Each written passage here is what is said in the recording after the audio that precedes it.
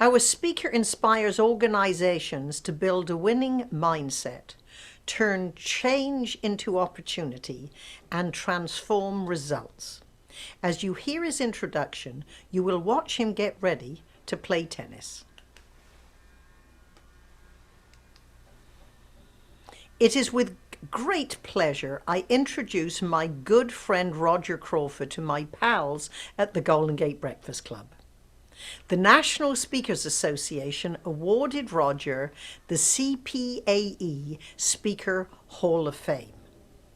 ITA, Intercollegiate Tennis Association, presented him with the International Tennis Hall of Fame as well as the ITA Achievement Award.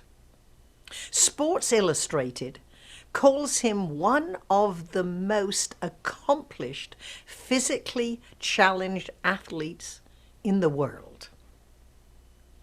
Roger Crawford is a living example that challenges are inevitable. Defeat is optional. A frequent guest in the media, Roger has appeared on CNBC, Good Morning America, The Today Show, and featured in USA Today, The Wall Street Journal, and Fast Company.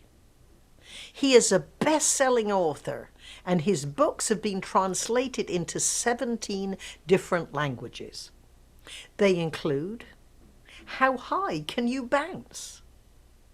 Challenges Are Inevitable, and his latest, Think to Win. You will be inspired by him every week by watching Motivational Mondays with Roger Crawford, featured on the Tennis Channel, to discuss how to rebound, reset, and reach higher.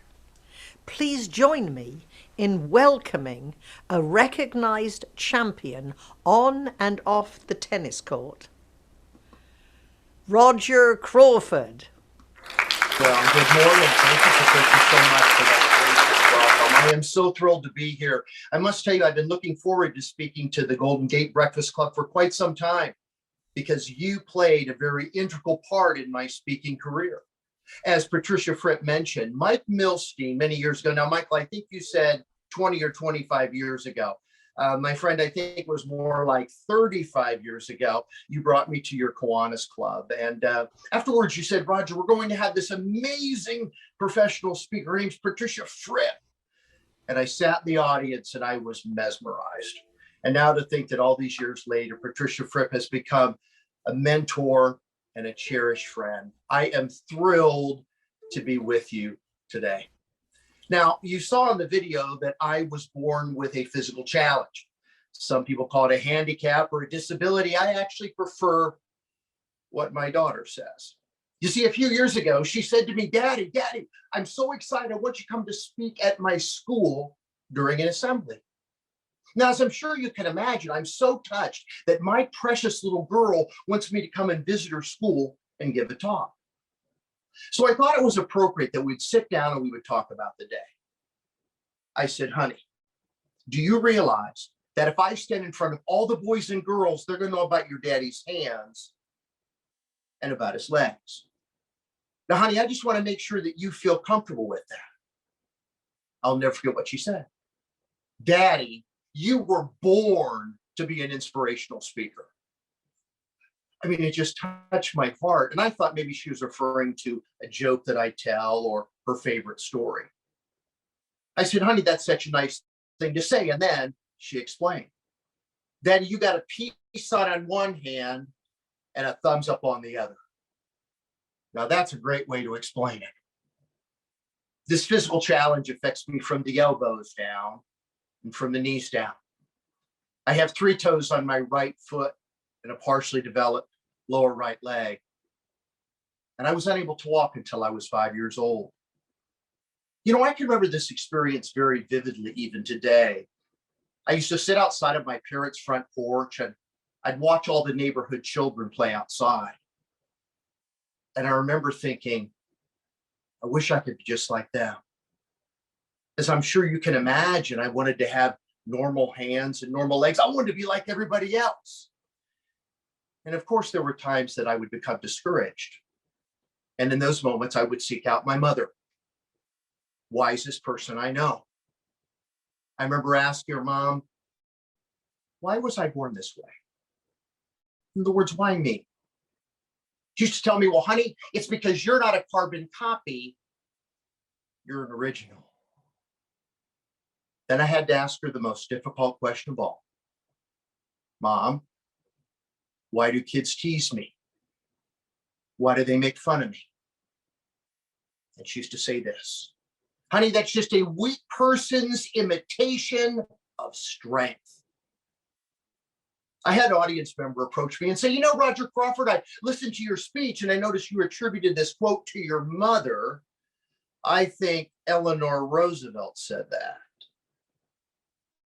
I said, Eleanor Roosevelt, I'm really shocked. I mean, she was former First Lady of the United States, a woman known for her integrity. That's why I can't believe that she would steal that quote from my mom. You see, my mom was my hero. She was my beacon of light. I remember I'd be on the playground and the kids would say something like this. Maybe you heard this when you were a kid. My daddy can beat up your daddy. And I used to look at them and say, that's no big deal. My mom can whip him too. My parents found a doctor that changed my life. The Shriners Hospital in Chicago. And every speech that I give, I always acknowledge the great work that Shriners Hospital does for children throughout the world. I'm so grateful for that organization. They amputated the bottom part of my left leg, then reconstructed my knee. And as you saw in the video, today I'm wearing an artificial leg or prosthesis. My mother now is in her mid-80s. She's still my hero. She's now in the late stages of Alzheimer's. No longer remembers me, but when I see her smile, she brings back those precious memories of what she used to tell me when I was a kid. You can do it. You're only as handicapped as you want to be. 2 years ago, my mother was not in a memory care facility, which she is today. She would go to another facility that she would just stay during the day, basically an adult daycare. Well, she asked me if I would come and give a speech. I was beyond honored. I just couldn't wait to stand in front of this group of people, about 40, all of them in various stages of Alzheimer's. My mom seated in the front row. There's a young lady sitting next to her. And during my entire presentation, my mom laughed and she clapped and she smiled. And this young lady next to her seemed to enjoy the presentation afterwards. In fact, she raised her hand and said, Roger, I really enjoyed your talk. And I'm going to remember your speech for a long, long time. Now that is optimism. You know what has been a long time? The opportunity to get together. I have to tell you, I know there's a lot of speakers that are watching today, and I'm sure you feel like I do. You've really missed your audiences. And I just think we've missed that human contact. And I'm always looking for an opportunity, to find an audience. In fact, I gave a speech a couple of weeks ago, and I want to tell you the title, How to Develop a Pitbull Attitude. In fact, I have a photo of the audience that I'm going to show you right now. Like that off shot. Oh, there we go. Here it is. That was my audience. How to have a Pitbull attitude. That's right, ladies and gentlemen. It's my dogs. Now, you're probably wondering, Roger Crawford, how did you end up with 3 dogs? Well, it's because of my wife. Yeah, you see, my wife and I, we were high school sweethearts, except she didn't know it. She'll often accompany me on speaking engagements, and afterwards people ask, hey, just listen to your husband speak, and he seems like such a positive guy. And she tells them, well, we don't let Roger speak at home. There's a lot of truth to that, quite frankly.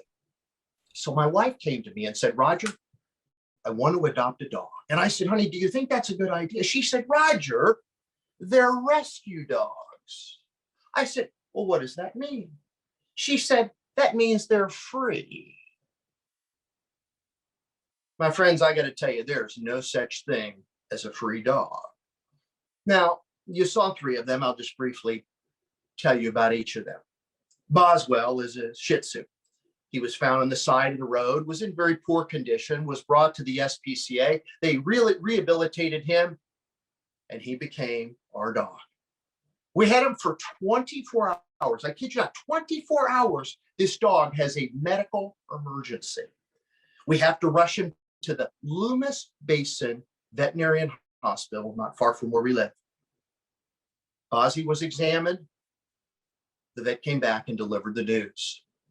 Your dog will need abdominal surgery. I said, wow, that's really difficult news to hear. I said, how much would that be? The veterinarian said, about $2,000. I turned to my wife and I said, honey, at least we gave the dog a good day. She looked at me and said something that completely changed my mindset. She said, Roger, the dog would do it for you. So now we have Bozzy. Then we have Sydney. Now, Sydney has a very checkered past. You see, she was fostered in a program called Pen Pals. She lived with an inmate in San Quentin prison. His name was Pablo, and he actually wrote us one of the most beautiful notes of how Sydney had changed his heart and his mind, and that dog taught him how to love again. And finally, there's Bella. Now, Bella has had a stroke, and she has one eye. When I take her out to walk, her gait is sideways. A former friend said this to me, the dog's handicapped. Have you ever thought of putting her down? I looked at him, I said, there's probably not a dog owner that is more offended by that than I am. So let me tell you about these dogs. Every time they run for the door, they wait. If there's a knock at the door or doorbell rings, they run and they wait till that door's open. And the dog has never had a visitor. The dog has never had someone come to the home and looking for them. The door's never been for. You know, my friends, that reminds me that our choices, not our circumstances, define our life. Rebound, reset, and reach higher, my friends, begins with our mindset. Wouldn't you agree? In life, it is what it is. I mean, no matter how positive I think, my hands and my legs are not going to change. And you know, there's circumstances in your life that are unchangeable as well. But we can always change our mindset. It is what it is, but our attitude, our mindset determines how we see what is. As you heard the introduction, a few years ago, I wrote a book called How High Can You Bounce? And that book did fairly well until I spoke at the National Skydiving Association. They didn't like that title very much. You know, they have a saying in skydiving goes like this: if at first you don't succeed, don't skydive. And in this book, I learned that wisdom is defined as experience and reflection. So what that communicated to me, and I bet it communicated to you as well, is that wisdom is not automatic. Wisdom is intentional. Well, let me share with you how that applies to rebounding. They call it the novel coronavirus. The reason they call it novel is because it's new, it's different, it's never been seen before. While that's true, I think you'd agree that challenges are not new. Change is not new. We can be reminded of that by looking at our past. That's wisdom. We can reflect back on the fact that we've experienced it before, we've come through it, And in many ways, we are better for the experience. Wouldn't you agree with that? This novel coronavirus, this pandemic, COVID-19, has really brought into focus the most important of the most important in our lives. It really has revealed our values. Friendships have been renewed, relationships repaired, people's perspective has changed. You see, we can be reminded of that, of our past, because the greatest predictor of rebounding is our mindset. Because we rarely, if ever, perform better than we believe we can. Now, let's think about your life for a moment. Can you remember back and thinking something was impossible and you couldn't do it? And then you worked really hard at proving yourself right? In the same respect, if you believed that something was possible, something was attainable, do you see how that motivation, that inspiration, that belief worked to prove yourself right? Simply, the better that we choose to think, the better results we get. Fastest way that we can increase results is decreasing excuses. Have you ever used your scars from your past as an excuse? I know I have. I spent years with my hands in my pockets. Couldn't find the courage to remove them. Now, as you're listening to this, your experience may not be hands in your pockets, but you've got scars like I do. Just so happens that my scars are visible. My life's not different than your life. You know, I learned that scars are valuable. You see, when you take time to look at your scars, it's a reminder that maybe you got busted up, but you didn't give up. Scars are a reminder of your grit, of your courage, that you didn't bounce back to where you were before. You bounced forward because you're new and different. You have a new awareness of your resiliency and your courage. But I struggled with my hands in my pockets. I tried artificial hands like I was wearing a mask. I have to tell you, I don't know what people do with 10 fingers, frankly. I'm just saying, I think it's a waste. I mean, I'm poking myself in the eye and everything.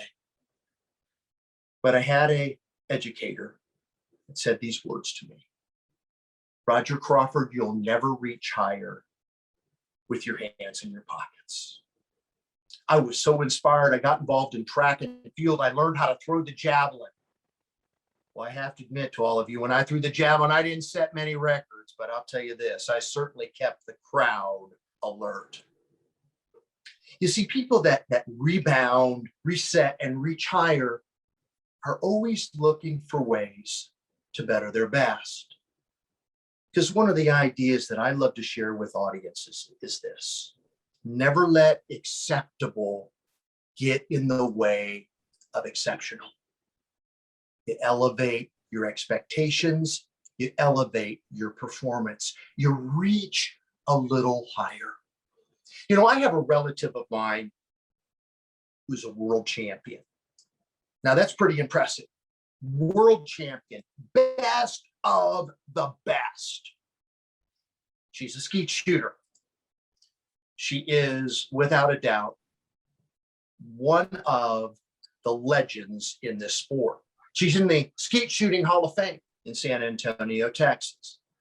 And if you saw the picture at the bottom, there's a plaque, and here's what it says.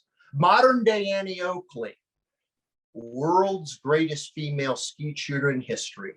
My friends, that person that I'm talking about is my mother-in-law. Now, I just want you for a moment, take a look at that picture, think mother-in-law. Strikes terror and fear in your heart. I know it does in mine.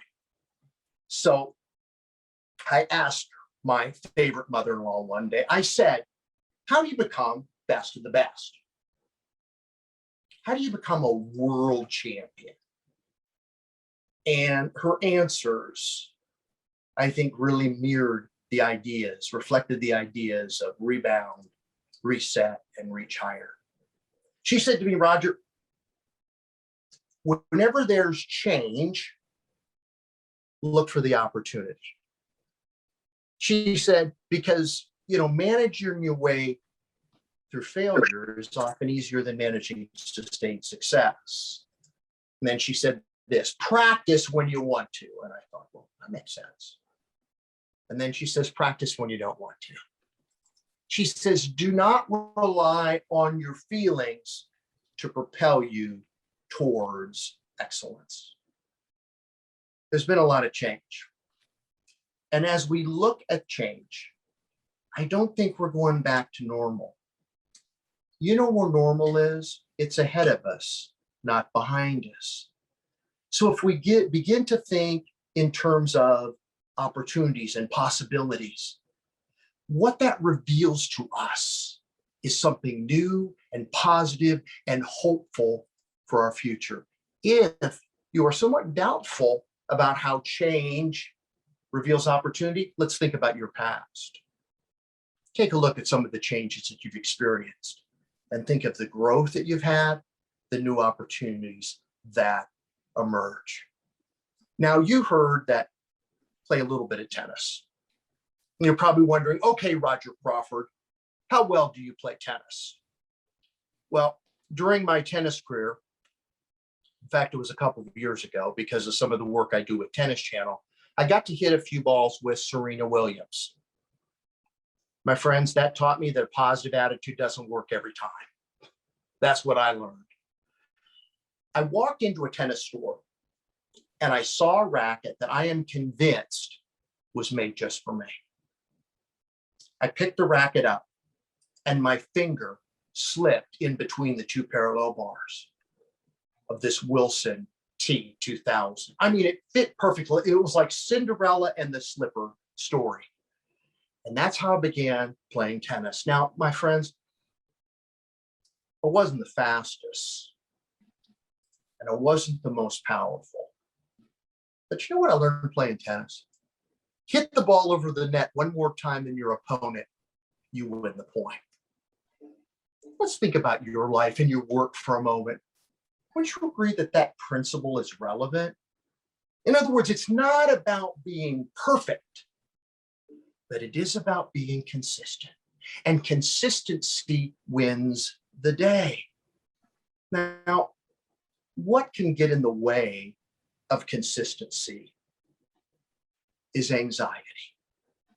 Notice I didn't say fear. Fear is tied to our circumstances. Fear is present-based. Anxiety is future-focused. Fear is defined as facing something new and different, and it is a reasonable response to present circumstances. Anxiety, on the other hand, is defined as this: the anticipation of a negative event, whether it occurs or not. I think that what that tells us about consistency is the importance of being present focused. Now, certainly learning from the past, not living in the past, and planning for the future with clarity, but living day to day. I learned this or relearned this during my work with Tennis Channel. I had the opportunity of sitting in on an interview with the great Rafa Nadal. Now, for those of you that aren't tennis fans, I will tell you that Rafa Nadal is considered one of the greatest tennis players of all time. He is, at this point, maybe going to be going down his history as the greatest, but unarguably, he is one of the top 2 or 3. So they asked him, how do you plan for your future? In other words, what are your big goals? And I'm on the edge of my seat. I'm thinking, wow, he's going to reveal something about his future that's going to be so exciting. He's going to say, I'm planning to win Wimbledon, or I'm planning to win the US Open. And here's what he said: I want to have a good practice tomorrow. And the people in the audience were kind of saying, well, and then they thought, no, no, no, no, no. I understand that you want to have a good practice, but I'm talking about future goals. And he said, that's it. That's all I'm focused in on right now is a good practice tomorrow. What a great philosophy for all of us in our lives and in our work. I want to have a great day tomorrow. I want to have a great meeting tomorrow. Being present focused. You see, my friends, when we're in the midst of change and we have anxiety, we see change as something wrong. And when you see change as wrong, you're focused on what you might lose. But if you have fear, which is understandable and reasonable in the midst of change, you look at it as something new. And when you look at it from the perspective of new, you look at opportunities and what you may gain. My wife and I have faced quite a bit of change the past few years. We are now grandparents of 3 beautiful grandchildren. They call me Pop Daddy. And I got to tell you, my grandkids, the oldest one is 7 and the youngest one is just over a year. And we have 2 little girls who are 6 and 7. And they cannot believe that their Pop Daddy has a college degree and wasn't able to count on his fingers. They just think that is like amazing, just mind blowing. You know, as we've gone through this change, I reflected on my past. I think about when the kids were swimming, local pool, you know, they'd always shout out 2 words over and over again. Watch me, watch me. You know, something that we've learned during this pandemic is how valuable other people are, how valuable relationships are. You know, I had someone ask me this question, Roger, what do you want written on your tombstone? That's a rather daunting question. I thought about it. What do I want on my tombstone? Here it is. I'd rather be speaking. That's what I want on mine. But as I thought about it further, I thought what I'd really want on my tombstone is something about contribution. Did I make a difference? Did my life have impact? You see, so often I have found this in my life, maybe you found this in yours, that you focus in on prominence. You know what's interesting about prominence? It's fleeting, isn't it? And prominence is all about us. It is about others. I believe that the greatest success in life is found in significance, in contribution, in making a difference and an impact. And there's a French Cajun word for this, and it's called lagniappe. Lagniappe. If we're going to rebound, we're going to reset, we're going to reach higher, I think all of us, it's important to remember the power of lagniappe in our life and in our work. Now, I became aware of the word lagniappe when I was in southern Louisiana. I was looking at the men's suits. They had 42 regular, 42 long, and 42 short. They didn't have my size. I wore 42 strange. That's a hard size to find. So I'm looking at the suits one by one. This very nice gentleman approaches me. Sir, I noticed you were looking at the suits. I'm hoping I might assist you in some way in finding just the right suit for you. I said, hey, thank you so much for your help. I really appreciate it, but I'm not buying, I'm just looking. Now, being a very good salesperson, he says, sir, may I ask why you're just looking? And I said, it's because the alterations. My arms are shorter than normal. Same with my legs. Because of that, it's going to require extensive alteration for the suit to fit properly. So I don't think I'll be buying one today. And then he said this, sir, I'm sure you're aware that most athletic men have that problem. I like this guy a lot. I said, could you repeat that one more time? And he said, sir, when you have an athletic build like you obviously do, it's going to require alteration for that suit to fit properly. I said, you're absolutely right. I don't know what I was thinking. So I'm standing in front of the mirror and I try on a jacket and I obviously got a problem. The arms were long, covered up my hands completely. But I was hopeful. He had a solution. He knew how to fit athletic guys like me. I said, is this the type of suit an athletic person like myself should be wearing? He said, yes, sir. And there are several others here in the rack that you must have as well. And I bought them all, and I felt great about it. Dillard's department store in Baton Rouge, Louisiana has a sign, and it says, we never neglect the lanyard. I remember asking this gentleman what lanyard meant, and he explained to me that if you walked into a place of business and you asked for a dozen oranges, the person would count out the 12 oranges, and then there would be one more. That 13th orange would be the lanyard, a little extra beyond full measure. My friends, if we're going to rebound, we're going to reset, we're going to reach higher. Let's think about how we can deliver lanyard every day, a little extra beyond full measure. I did a virtual presentation last week. One of my clients said something that I thought was so powerful. He said, in our organization, we no longer talk about best practices because by then it's too late. Because the world is changing so rapidly, we talk about next practices. How about you? What's the next practice? Include a little lanyard. Now, I remember having a great honor in my life. I was able to carry the Olympic torch. In fact, I have it right here. I carried this Olympic torch through San Francisco. What an honor it was. One of the greatest of my life. I wanted to share this with you today, not because I carried it. Many people had the honor.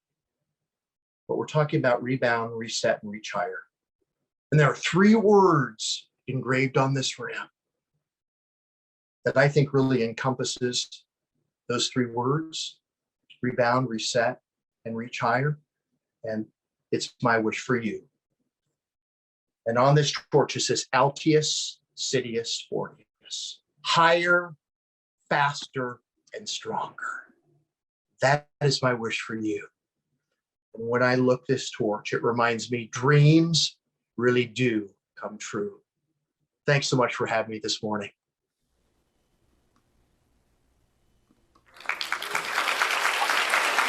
Thank you.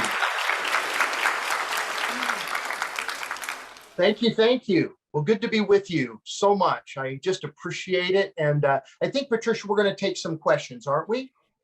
Yes, and if I may ask the first, Roger, I do believe earlier in life you played tennis with Johnny Carson on The Tonight Show. I bet our audience who are old enough to remember Johnny Carson vividly would love to hear about that. Oh, Patricia, bless your heart for bringing that up. You know, it's funny. I used to use that in my speech, but now, you know, I say to audiences, Johnny Carson, and you know, audience like, is that a cell phone app? Johnny Carson? I never heard of him. But yeah, I did. So I was in college at Loyola Marymount University. And interestingly enough, one of the people on the men's team was Tony Griffin, who was Merv Griffin's son. And so that's how I get introduced to Johnny Carson. Now, of course, Merv Griffin had a show as well, but Johnny Carson was a huge tennis player. And what a great honor it was to be with him. I didn't spend a whole lot of time with him, but you know what I found, Patricia, and you probably heard this if you've read anything about Johnny Carson, is that, you know, off camera, he was very quiet and subdued. But then when the camera came on, you know, the magic started, and he was really tremendous. I appreciate you bringing that up. Yeah, it's funny, isn't it? Because for the speakers that are listening, that's one of the as we're processing material, we always have to look and say, gosh, is this relevant for today's audiences? Because I mean, the Johnny Carson story is a great one, but you know, the audiences don't know who he is, and it dates me. And so, you know, I'm always looking for ways to freshen up my material and have, you know, new experiences that I can refer to and relate to. So, yeah. So thank you for that question. I appreciate it. Well, I will pass over to Mr. President Craig to be in charge now. Yeah, thanks for having me today, Craig. It was really fun, and I enjoyed listening to everybody. I was listening to the comments, people introducing themselves. One that I thought was very funny is I had never heard that term donor cycle as it relates to motorcycles. But to the person who said that, I want to tell you that Yeah. when I get my artificial legs made at the clinic that I go to, I would say that other than an illness, something like diabetes or something like that, the most of the people in there are motorcycle accidents. And so I'll have to tell them that donor cycle. That'll be a very funny, funny line for them. So thanks. That's how you get your material, right? When hear great lines like that. So that's really, thank you for sharing that. So go ahead, Greg. Well, first, I thank you, Roger. I took like 3 pages of notes while you were talking. And, thank you. That means a lot to me. Anything I do on the stage is at the coaching of Miss Fripp. I will tell you that. So thank you. Yeah, and I particularly like your line about wisdom is intentional. I thought that was brilliant. I picked that one out, and I wasn't familiar with Lanya. I thought that was. Lanya. Thank you for sharing that. Yeah, Craig, if I just interject real quick. I mean, the reason I like this story and the principle of Lanyap is I think it's applicable to so many areas of our life, business, relationships. It's always that little extra. I mean, think about it for a moment. If you think about who you do business with and who you're loyal with, is it the solutions? Absolutely. But likely there's other people that could deliver the same solutions. I think the difference maker is often that Lanyap. It's that little extra. So, Roger, Mike Milstein here. Great to see you. Hey, again. Mike. Nice to see you too. 35 years, you said, since you I last. believe so. It was in the mid 80s. So I think that's 35 years. Since I can't count on my fingers, I really can't be that accurate. But It would I be think nice. I think it was 35 years. It would really be nice to have you back and join us again. Absolutely. I'll do that. I'll do that. Are I'd you be happy to. You just give me a call. Are you in the Bay Area? I actually live in Sacramento. I live in a place called Granite Bay, which is next to Folsom. Many of you are familiar with Folsom community, Folsom Prison up in Sacramento. And I love the Bay Area, but we moved up here it's been more than a few years. It's been almost 20 years. And back then housing prices were a lot different in Sacramento than they were in the Bay Area. Now they're not quite as expensive, but they're catching up pretty quickly. But no, we love living here, Mike. Well, we'll get your number from Patricia. Yes, you do that. Great. Okay. It's nice to see you again. Who else has a question? Okay, Bill Buchanan. Yeah. Good morning, Roger. Bill Buchanan. Ricky Hi, Bill. Wilson. Ricky Wilson would say, "Oh, Buchanan always got a question." I was very taken with your presentation, very inspirational, Thank you. obviously using overused terms. But as you were speaking, I was back in 1966 in November in the Republic of Vietnam, and we got engaged with an enemy unit, and one of my Marines got hit in the chest, PFC Bates. We put on the chopper, said, well, he's out of here. We'll never see him again. About a month later, he came out to our platoon base camp back in the mountains. I said, Bates, what the hell are you doing? He said, I escaped from the hospital, sir. He was still bleeding from lost part of it. I said, you're nuts. So anyway, fast forward to, I guess about 20 years ago, we got reconnected here in San Francisco. He was a major down in San Bruno with a reserve unit. I said, this is something else. Anyway, we've been connected since. His enthusiasm, persistence, and positive attitude is very similar to yours. I've always been impressed with it. I went down to his retirement as a colonel in San Diego some years ago. I said, Bates, you never stopped, do you? Anyway, I was curious to know, you look like you're in really good shape. What do you do for strength training and cardio? Well, that's a great question. Thank you for saying that I'm in good shape. That's why I shot myself in the chest up. You see that? Yeah. Trick photography.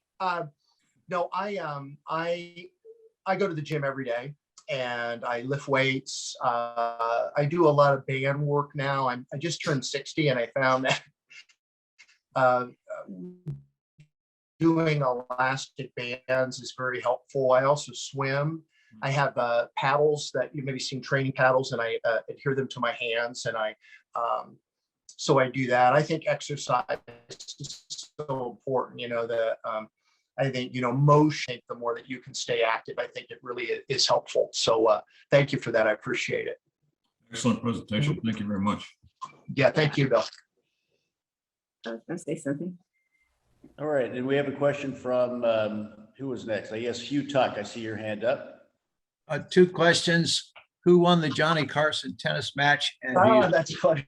do you still get That's funny. nervous Well, when actually, you do your presentations? Thank you. He actually is pretty good.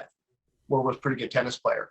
We didn't actually play a match. We just knocked some balls around, but he was super enthusiastic about tennis. He just loved it. He used to go to the US Open every year and it was just great. So yeah, it was just an honor to be part of the show.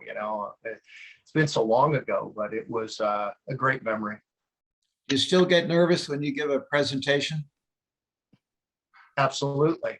I want to tell you something that Patricia Fripp told me had a huge impact on me. I'm always nervous, always perspire like I am today. The nerves come from wanting to deliver something of value. I don't take this for granted. You see, I know that you're taking time out of your life to be part of this meeting, part of this Breakfast Club. What I owe to an audience is to give them 110%, give them the lagniappe. And so, I always have some adrenaline. I think nerves are positive, but here's something Patricia said to me, and it really speaks to the difference between fear and anxiety. I remember I had a conversation with her. And I said, I'm really having really tremendous bouts of anxiety before I get up there. And, the anticipation of a negative event, I was thinking, what if I stand up and pass out? Or, I started getting these negative thoughts. And Frippy said to me, she said, well, that's because you're focused on yourself. She said, when you focus on the audience, you become less nervous. And she was absolutely right. Absolutely right. So that really speaks to the difference, right, between fear and anxiety. So yeah, sure, I get nervous. Absolutely. And especially because I'm not doing it as frequently. I mean, I've had one live presentation in 18 months, and it's different. Zoom is working fine. I have my friend here, Sean, who's helping me out. That's another one of the Frippy's advice. She says, get somebody young. And so I've got Sean here, who's 19 years of age, who's helping me with this technology.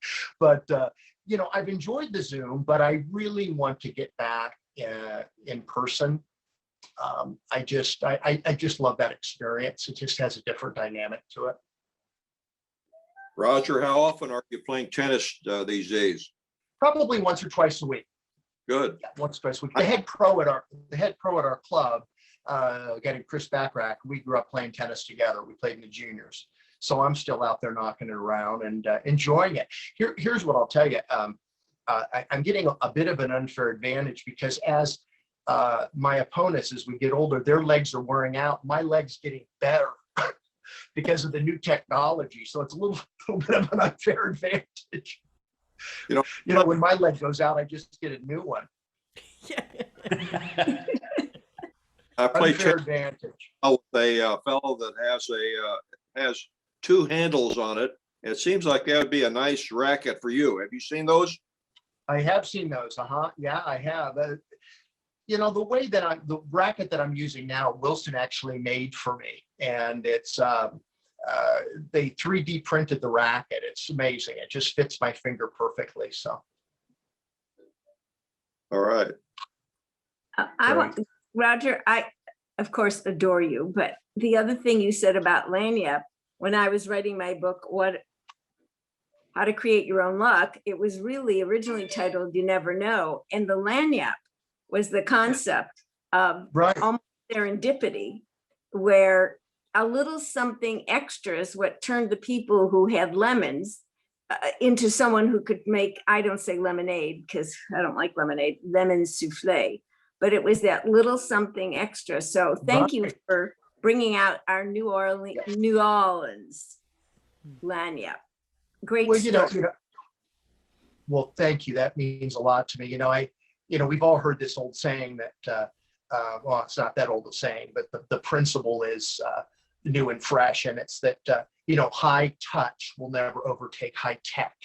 We've heard that before. And I think that again speaks to those little, that little extra, always look, and lanyard is a mindset, right? I mean, it's always being on the lookout for ways you can deliver that, just that little extra, that unexpected. It doesn't have to be anything dramatic. It just, it's an intentional way of delivering something just a little bit extra, just a little different.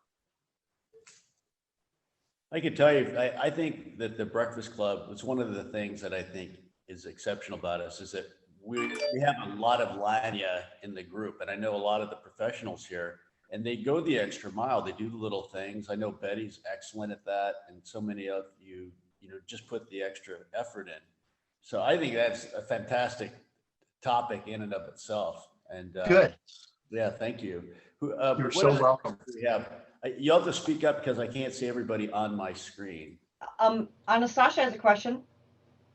Anastasia? Yes. Okay. Hey, Roger, thank you. That was wonderful. Oh, I'm you're just welcome. hoping before we close out that you could put your contact information, because sometimes I have groups that are looking for speakers and one of my speakers are not a good fit. And I would love to be able to introduce you to possible speakers. Of course, they'd be Zoom, but That's great. No, I'd love it. just have that information so I can be a referral source for you. I'd love it. So I'm going to have to ask my friend Sean how, because I'm on camera. I'll tell you what, let me just give you my website verbally. And then if you, it's rogercrawford.com, and you can contact me through that website. And what I'll also do is, hold on, I think maybe he's going to be able to get this. I can always put your phone number and email in for you, Roger. So don't worry. Patricia, if you would do that for me, thank Yeah. you so much. Thank you. Thank you. I appreciate that. That's very nice. But it's rogercrawford.com. And but thank you for that. Yeah, I can. People ask me, is it stressful traveling around the country and speaking? I say, no, actually, stress is a blank calendar. Now that's stress. So I always appreciate every opportunity. I thank you so much for that. Betty Tash has a question. Betty? Okay, Roger, thank you so much for an amazing and awesome information and thoughts that you have shared. And I took 3 pages of notes. Craig, we'll have to compare later. I did miss some. Yeah. I have a question about kids. And the reason I ask is that my brother lost his arm or had it amputated when he was 10 and never did choose to use an artificial hand, but used an artificial arm with a hook. And I have to say he did amazingly well. He started his own auto body shop and he became the tow truck driver on the New York Thruway for all the troopers.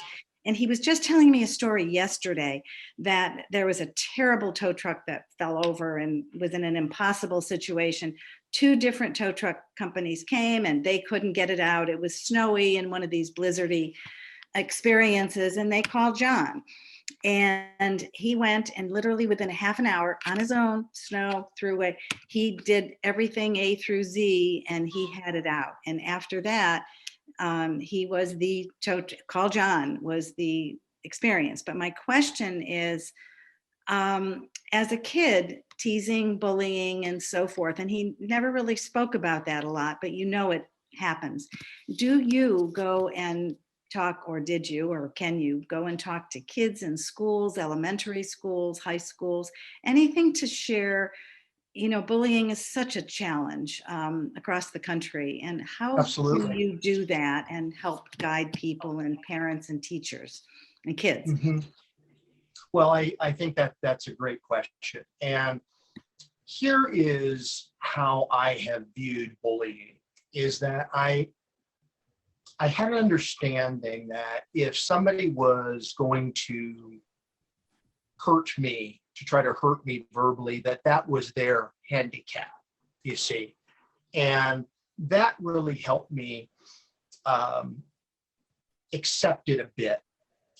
The thing about bullying today that has got me concerned is now with everything being virtual, because you see a lot of young people that are going through terrible bullying online, and that's of great concern, you know, I think to all of us.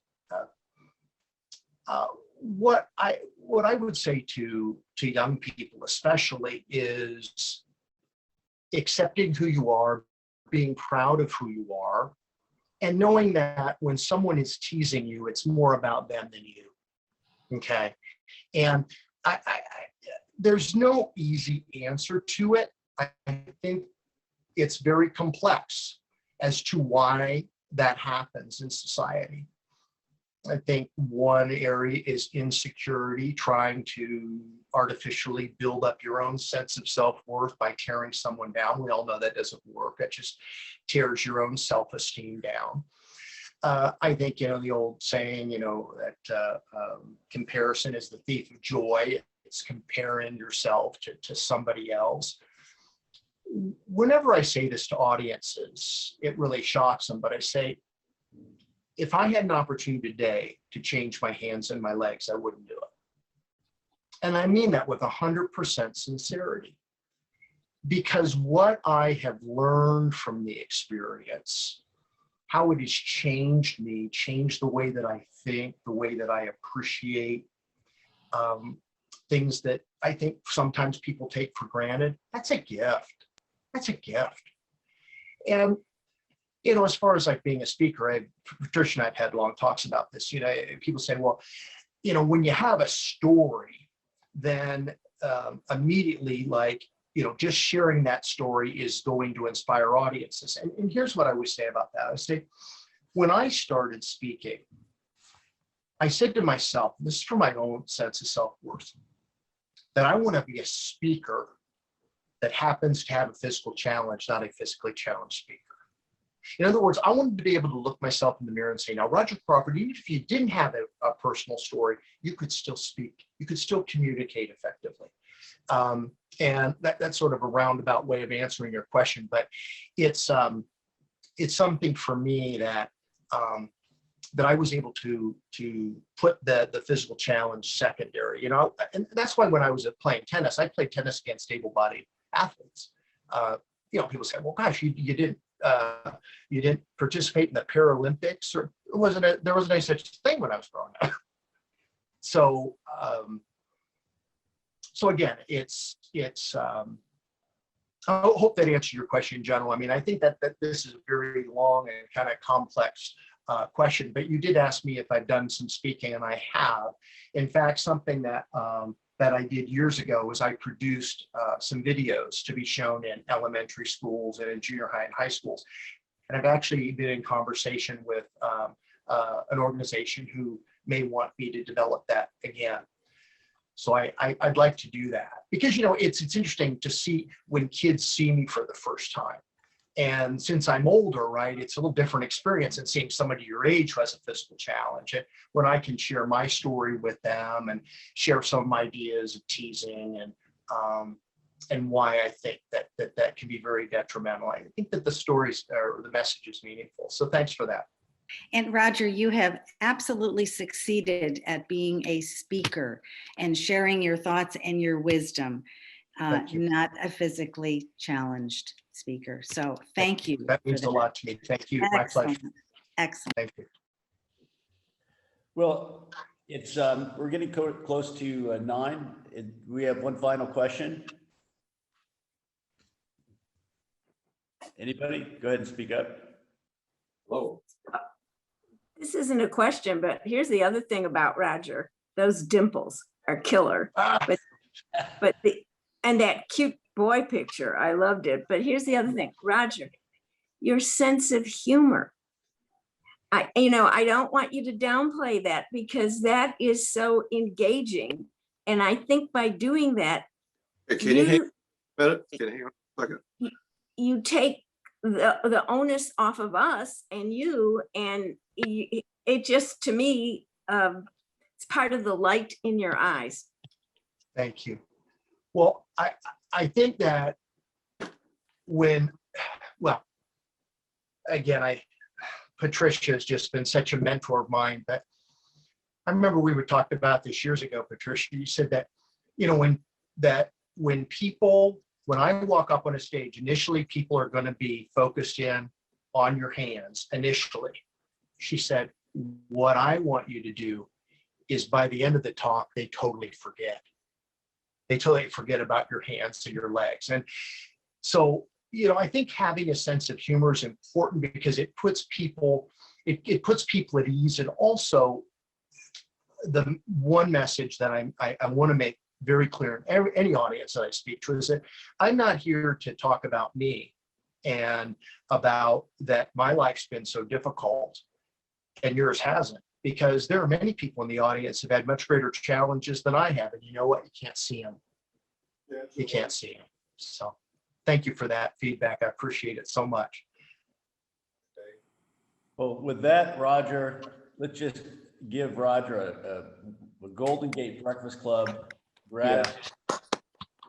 Thanks, everybody. It was just wonderful to be here, and I'm just honored. And thank you, Patricia and Mike Milstein. Nice to see you again, my friend. And thank you for all those years ago bringing me to the Kiwanis Club to see the great Frippy, and now to reconnect after all these years. What a great blessing. So thank you so much. Right. It's been a Thanks again, privilege Roger. for our talk. It's been And a don't forget, privilege. next week we have Irene Lee Gardy is going to be speaking next Wednesday, and then we have a board meeting on Tuesdays. So with that, you guys have a great afternoon and the rest of the day. And Craig. thank you again, Roger. All righty. I'll keep Craig, you